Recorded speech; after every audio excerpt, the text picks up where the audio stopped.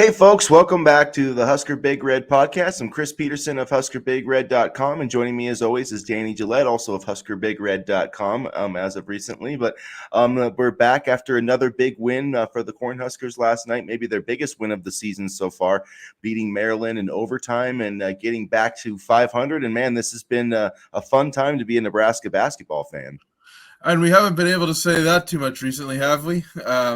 It seems like not that they've gotten better after losing Emmanuel Bandamel and Juan Gary, but they've learned to adjust and they've learned to play and continue to battle. And I have no problem saying that this is one of Fred Hoiberg's, best coaching jobs since he's been here, and a lot of credit deserves to go to him. And I've said his name before, but Adam Howard for his defensive influence on this team. I mean, they may not always win the biggest games or the tightest games or the toughest games, but they're always in games. And this month of February has kind of steered the season back in the right direction after it looked like things were starting to take a downturn.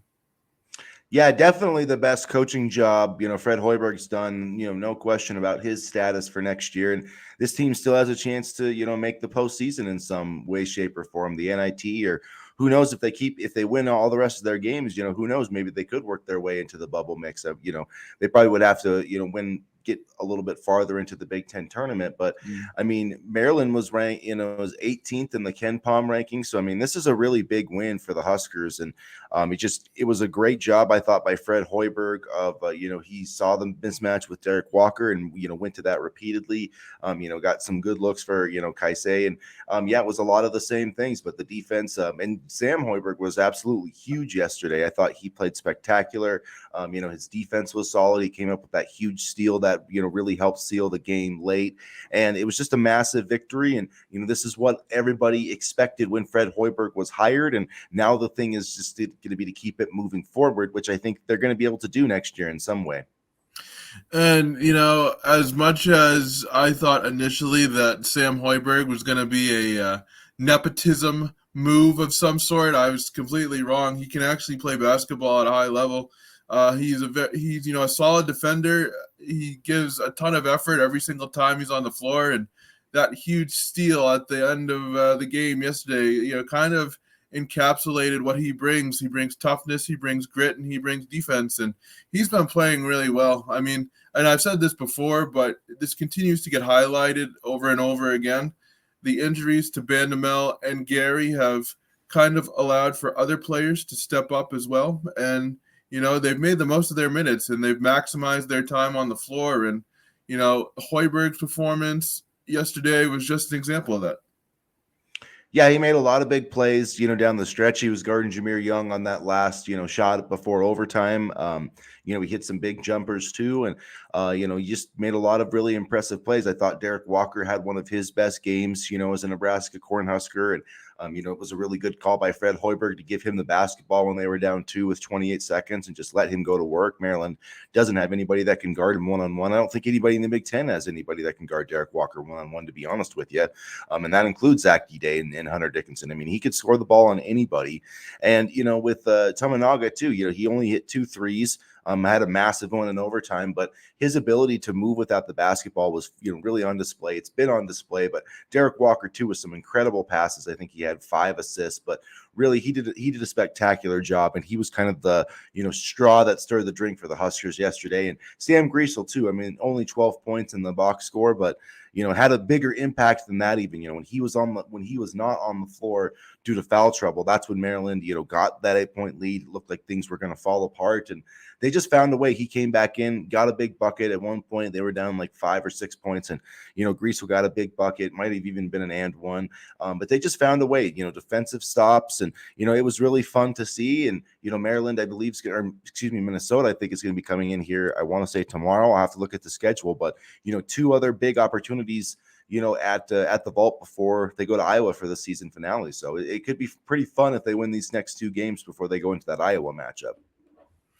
And a lot of the best shooters, can move without the basketball. I mean, you look at Steph Curry and, how he moves without the basketball and how he gets to his favorite spots on the floor is quite impressive. And I'm not saying that Tominaga is the next Steph Curry by any means, although he's been compared to him. But, the way Tominaga can move without the basketball is very impressive. And I think, you highlighted something in general that's been really kind of excited, a staple of this basketball team, the way they move without the ball, the way they set up plays for each other. Early on in the season, and even throughout Fred Hoiberg's tenure, I thought hero ball, one-on-one battles was, a big thing, and it kind of stalled the offense. We're not seeing that right now, and it's good to see because this team clearly likes to play for each other, plays well as a team, and, it's led to some big-time opportunities and, high percentage looks for others.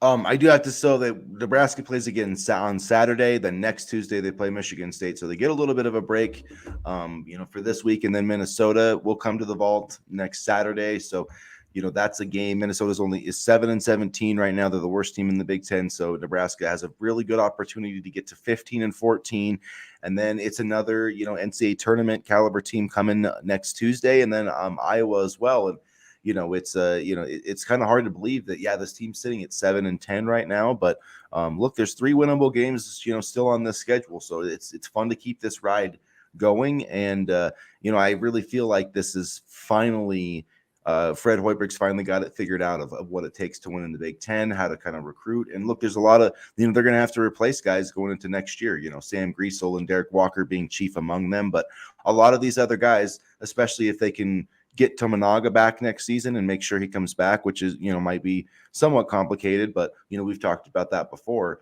As long as he's here and they can get a couple of guys in the transfer portal, I think this is going to, be there's some good pieces with this program moving forward to be excited about.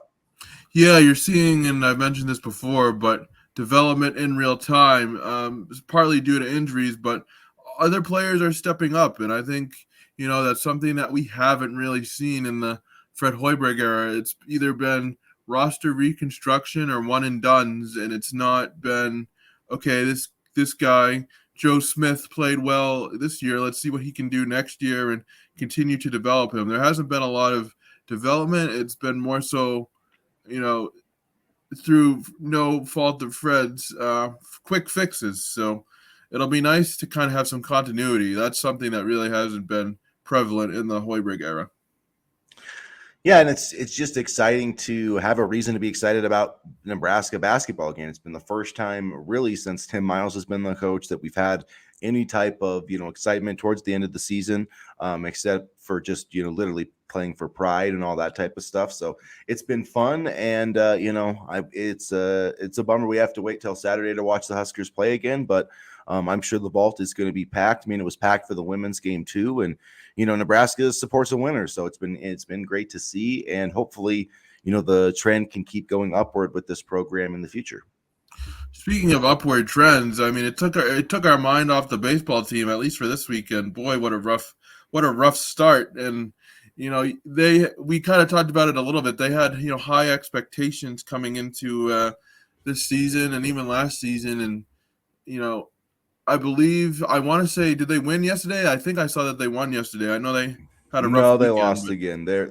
I believe they started 0-3. So yeah, okay. So, and the bats just haven't been able to get going consistently, and not that I'm calling for Will Bolt's head, but this isn't the way you want to start the season. And I know it's a long season. I'm not trying to overreact, but at some point, you want to start hot out of the gates.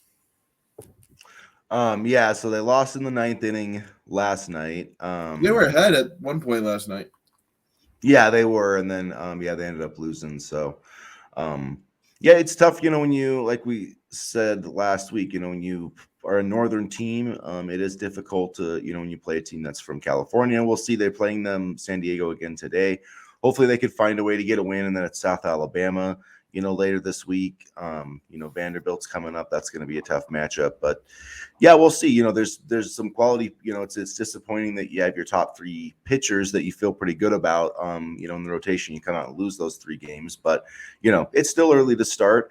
And I guess to transition over to some recruiting and stuff. There's not been a ton of recruiting information We saw the guys doing some spring workouts, in the snow. Matt Rule, had the guys doing, more of their mat drills and conditioning and all that type of stuff. They'll be starting up with actual spring practices here fairly soon. But there has been, a few things like Carter Nelson's coming to take a visit, in March, in that March 25th, 24th weekend. So that's kind of another development with him. He was just offered by Alabama, 6'4", 215-pound tight end. He's probably the top target on the board besides Dylan Raiola, at least for my board. I think he's a vital target. And, that's good to see him, coming back out and, getting out for a visit for Nebraska. But there's not been a ton of recruiting information, but some solid stuff, I think, for the Huskers at any rate. Nigel Smith is also coming that weekend. So 4-star defensive lineman. He actually wanted to visit Nebraska last year. I'm not sure if he did or not, but this was a guy that had 66 tackles, 10 sacks, and 3 forced fumbles in 2021. And, it's just it's a lot of high-profile guys coming to campus, and it's good to see. I can't recall a time where Nebraska's had this many 4 and 5 stars on campus recently. I'm sure they had some, many years ago, but and then just one other thing I want to touch on real quick. I think a crystal ball was put in for athlete Roger Gradney out of Texas. He has a 90 overall numerical rating from 24/7 Sports. He's the 19th overall athlete in the 2024 class and the 23rd overall 23rd overall player in his class from the state of Texas.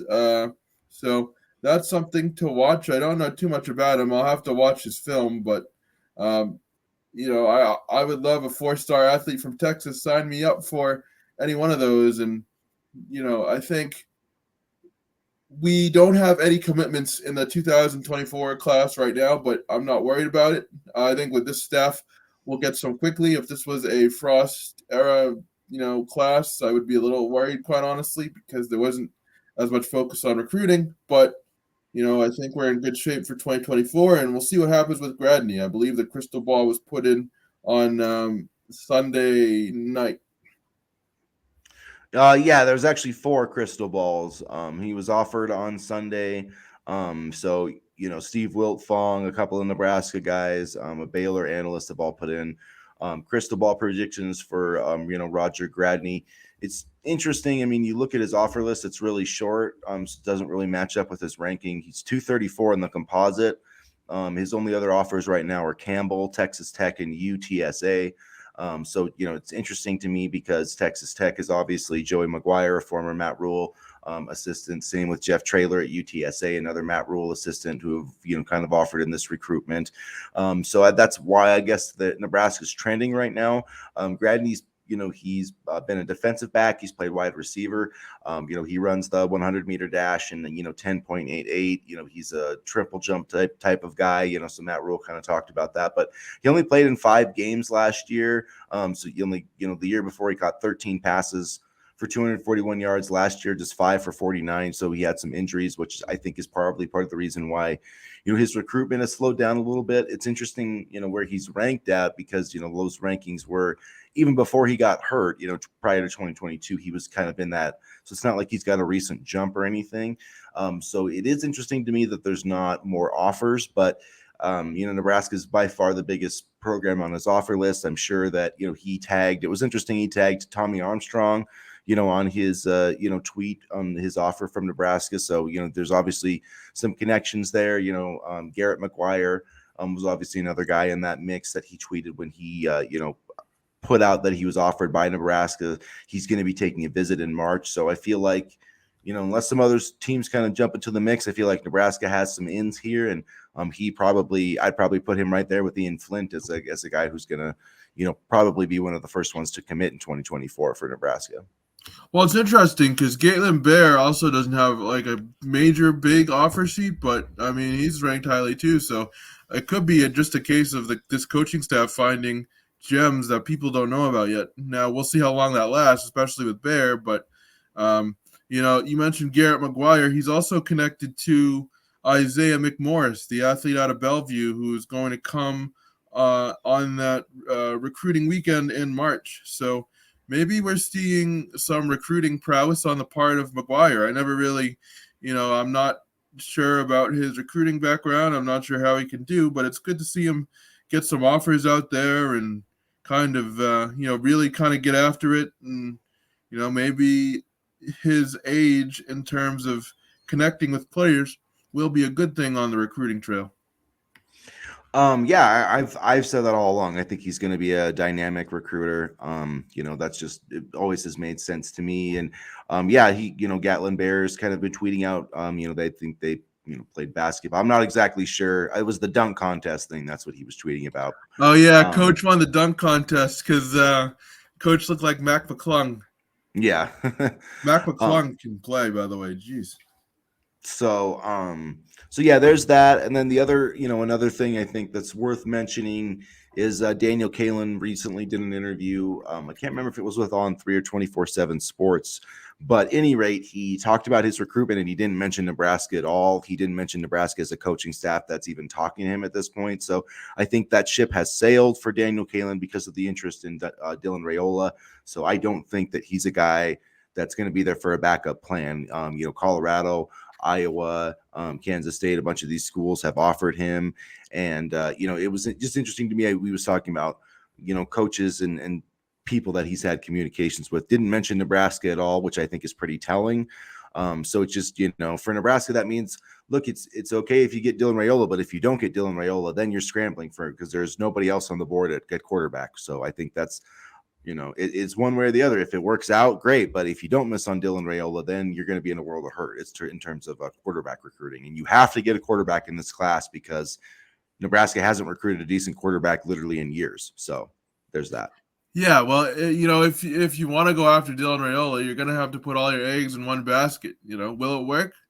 Time will tell. But like you said, if they don't, then they could be in some trouble. I mean, I do think the transfer portal is always an option, but it would be nice to land a guy like Raiola. Maybe this means that they're fully all in, in terms of their recruiting efforts for Raiola. And again, and I hate to keep referring back to this, but that March recruiting weekend is going to be absolutely massive, and I think is going to have some massive implications on how the 2024 class will shape up.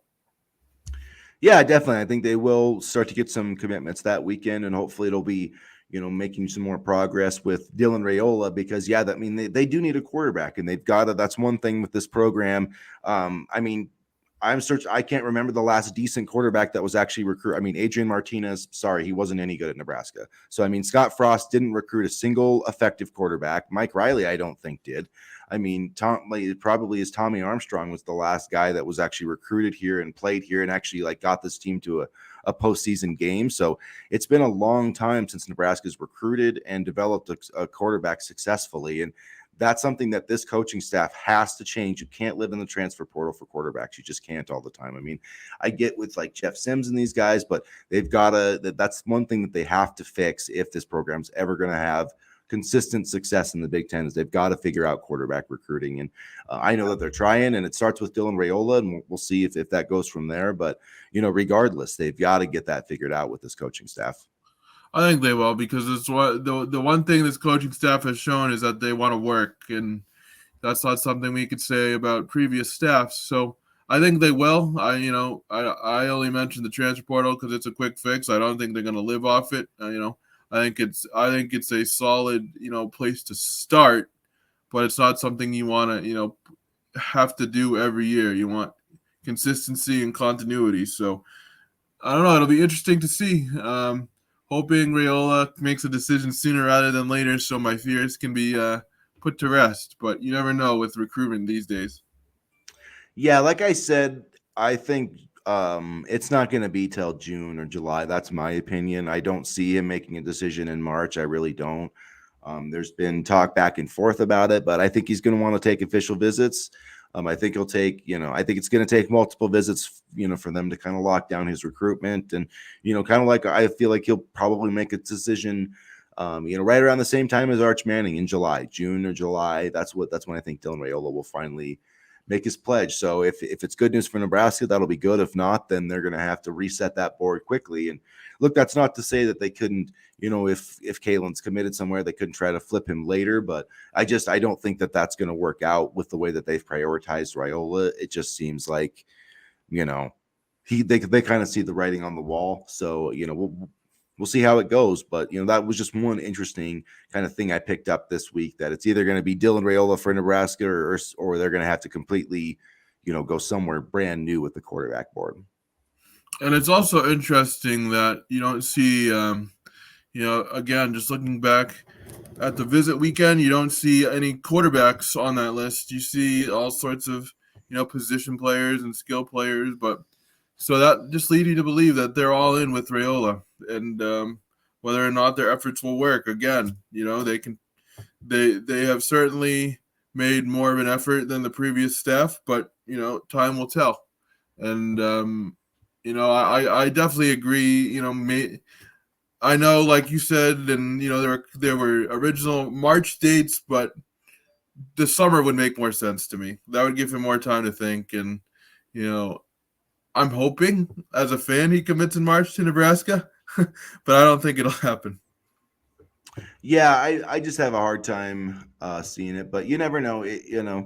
Every recruitment is different, and it just depends on how things go with the visits and all that. I do think Nebraska is going to get some good recruiting news in March once they get Gradney and Flint on campus. I think they'll probably try to push and close those guys, which would be a good start. But yeah, I mean, I feel like things are headed in the right direction. It's just kind of a slow period right now. So it's just kind of waiting until that dead period ends and, some of these visits start happening, and that will, kind of get, some commitments going again, I believe. When does the dead period end? I don't know. I'd have to look exactly.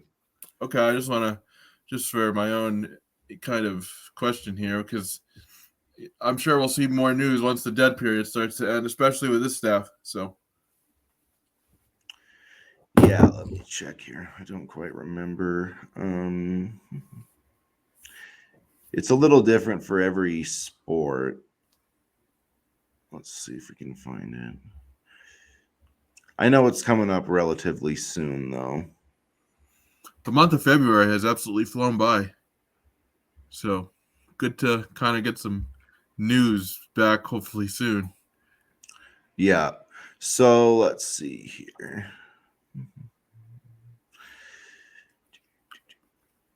Yeah, so the dead period lasts until February 28th. And then there's a quiet period from March 1st to April 14th. So I mean, you can take visits and different things like that. I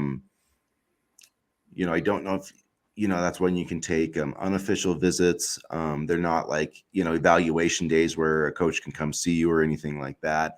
That happens later, but this is where basically recruits can from March to April 14th, they can go onto your campus unofficially, and then after that in April you can start doing the official visits, and like in June, and then June 27th to July 24th is another dead period. So my guess would be that's probably when we'll see Dylan Raiola commit, is after that visit period in June. I'm guessing he's going to take official visits to Nebraska, Georgia, and USC, somebody else maybe, and then I think he'll probably pull the trigger on a commitment from between June and July 24th. I mean, that's pretty much what Arch Manning did, and it wouldn't shock me at all if that's what Dylan Raiola did as well. But could be different. I mean, Daniel Kalen could make his decision. I mean, he's been talking about one in the spring or the summer, so you just never really know how it's going to happen, and things can change quickly on the recruiting trail. So absolutely. And the fact that we're in, like I said last week, the fact that we're even in the conversation with all these talented athletes is a testament to what the coaching staff has done so far. And I'm excited for the 2024 class. This will be the first full year class for this coaching staff, and we saw what they did with the allotted time that they had for the 2023 class, and now I'm just excited to see what they do with the 2024 class. And they're going to recruit hard, and hopefully that means talented athletes like a Dylan Raiola or an Aaron Hampton or a Carter Nelson. Hopefully those guys can at least come to Nebraska, have a visit, and maybe commit.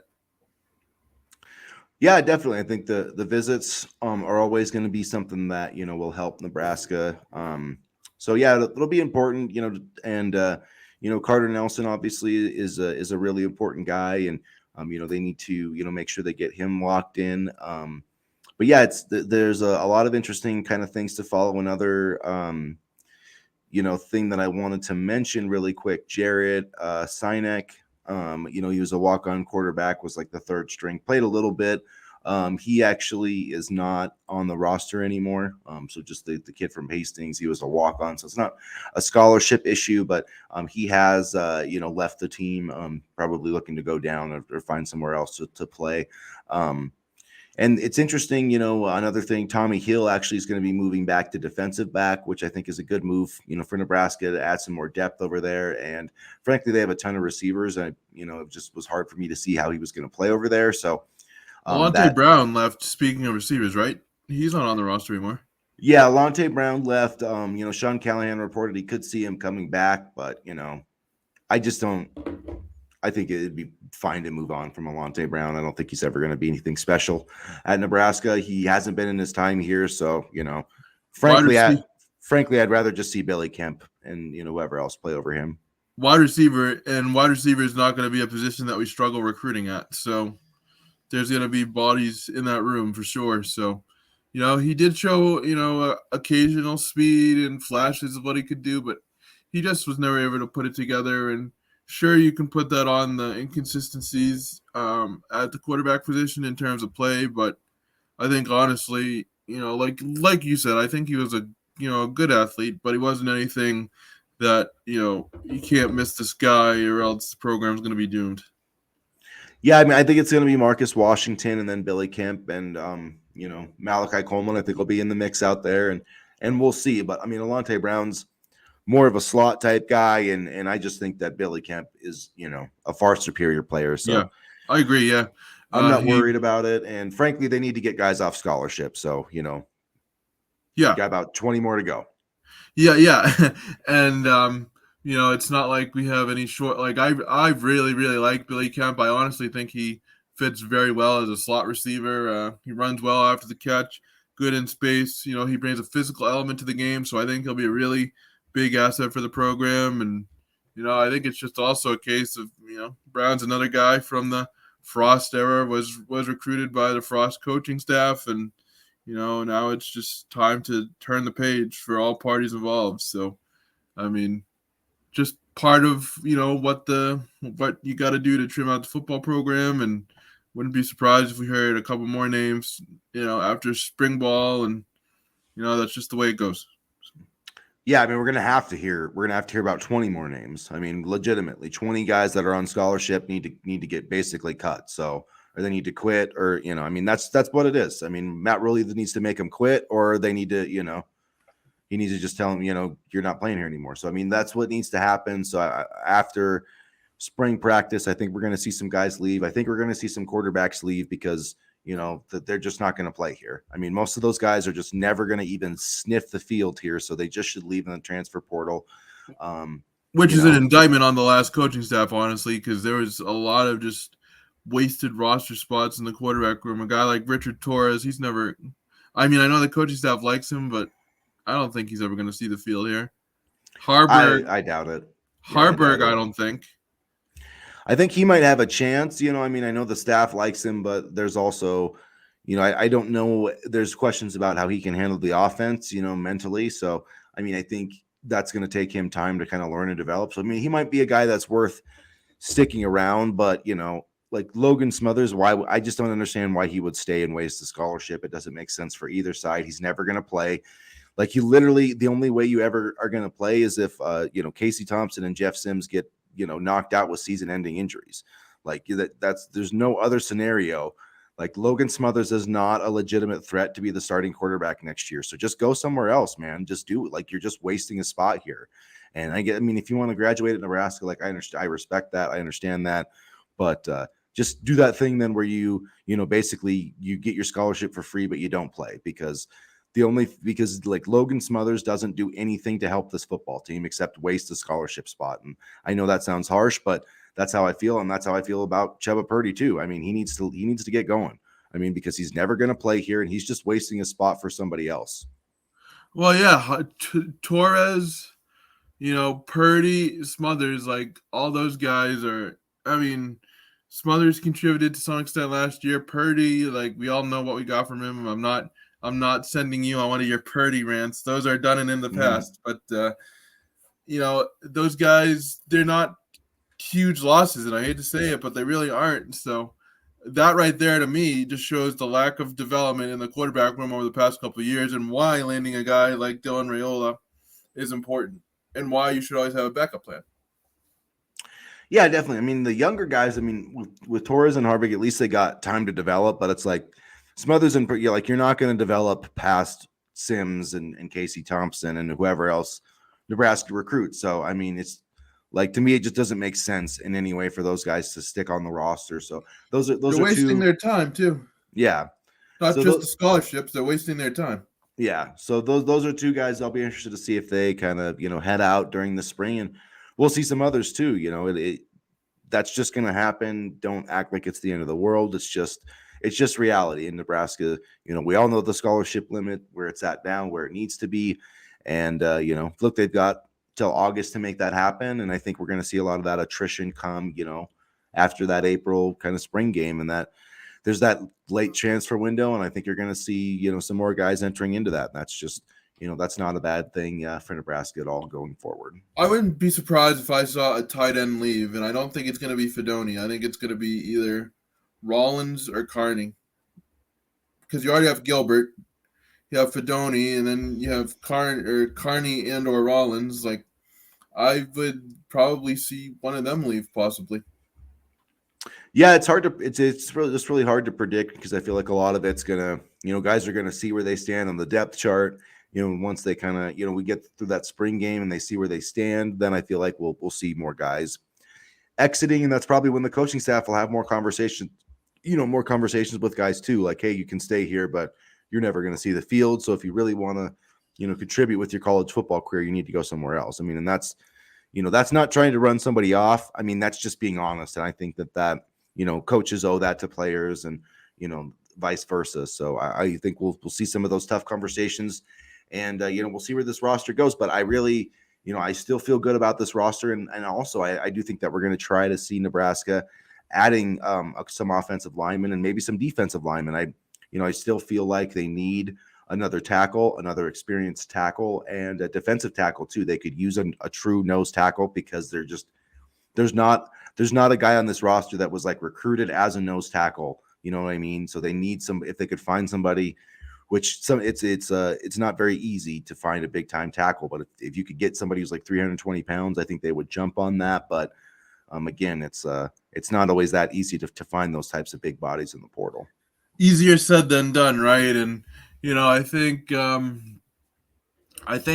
probably find at least one more lineman, and I'm just thinking about the offensive line room now, and it's better than what it was, but we could still definitely use a body. Losing Walter Rouse definitely hurt, I would say, just in terms of a talent perspective. But I mean, that's the wild, wild west of college football today. So, I mean, I think I like the way the roster is. I don't want anything major, just some minor tweaks, and then we'll be good to go. I'm excited to watch the spring game for sure. I mean, I know we don't really see a whole lot in terms of schemes and things like that, and it's just kind of vanilla, but just to see, all these new faces on the field, and all this new personnel. And I think, I heard that it was going to be more of a, tackle type of spring game, and, kind of be more exciting. So I hope so. I wish I could make it out there to go watch it, but plane tickets are too expensive these days.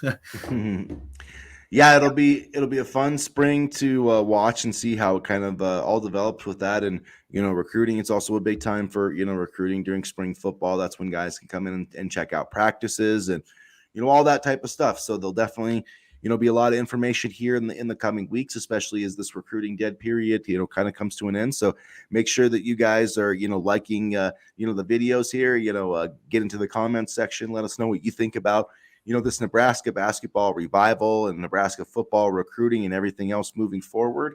And make sure you hit that subscribe button so you don't miss any of the Husker Big Red, our podcasts, any of our content. You can check out our written stuff as well at huskerbigred.com. We're going to be, on top of all this recruiting information. We've got basketball analysis. We're going to have some spring breakdowns too, with, football coming forward. We'll have some kind of position previews and stuff like that. So, make sure you're checking out huskerbigred.com and hit that subscribe button so you don't miss any of our videos, and tell any of your Nebraska friends about us so, that they can join into the conversation. So I hope you guys have a great rest of your week. It started off really well with Nebraska basketball winning. And Absolutely. so we'll be back on Friday. We'll wrap up everything that's happened and look forward to the Minnesota game on Saturday. And as always, go Big Red. Go Big Red.